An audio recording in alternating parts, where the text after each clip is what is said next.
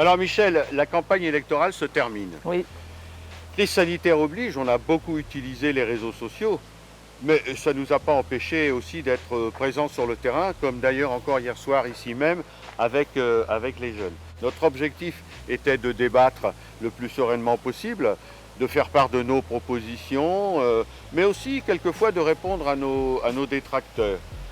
Je crois que ce débat, si on est élu, il va falloir le continuer oui. dans le cadre de ce que l'on appelle la démocratie participative, en essayant d'associer le maximum d'Achérois aux décisions que l'on aura à prendre. Un point aussi essentiel aux yeux de nos électeurs, c'est les finances. Comment Oui. allez-vous financer tout ça?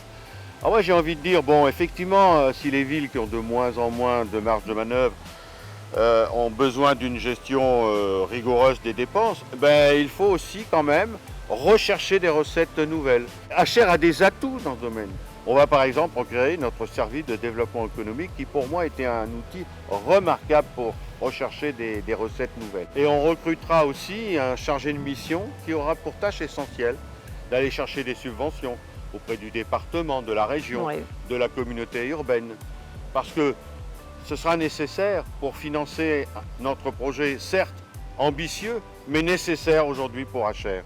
Oui, comme tu le disais, Alain, c'est vrai que nous avons eu une campagne électorale inédite du fait justement de la crise sanitaire. Mais notre objectif, celui qui nous a toujours motivés, celui qui pour nous a été le leitmotiv pour faire une liste de rassemblement, c'est de battre la droite, conduite Oui. par Marc Honoré.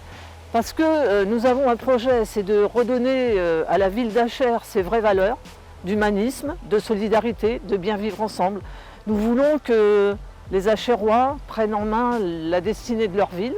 Nous voulons que notre jeunesse, qui jusqu'à présent est un peu maltraitée par cette politique, Ils nous l'ont dit hier soir. ils nous l'ont dit hier soir, retrouve l'envie et la possibilité surtout de vivre à Achères avec des logements qui soient appropriés. Et puis, alors moi j'ai envie de dire, parce que c'est ce que pensent beaucoup de personnes, oui, on est en campagne électorale et on fait beaucoup de promesses, mais elles ne sont pas toujours tenues.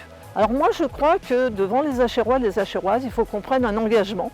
L'engagement de mettre en place, si nous sommes élus, un soutien scolaire de rattrapage pour les élèves qui ont été en décrochage avec cette crise sanitaire, de continuer et d'intensifier la défense des services publics locaux pour rendre un service aux Achérois de meilleure qualité. Et puis, tu l'as dit tout à l'heure, notre engagement, c'est de mettre en place une démocratie participative, de façon à ce que tous les habitants de la ville aient le droit de citer sur les projets que nous mettrons en place.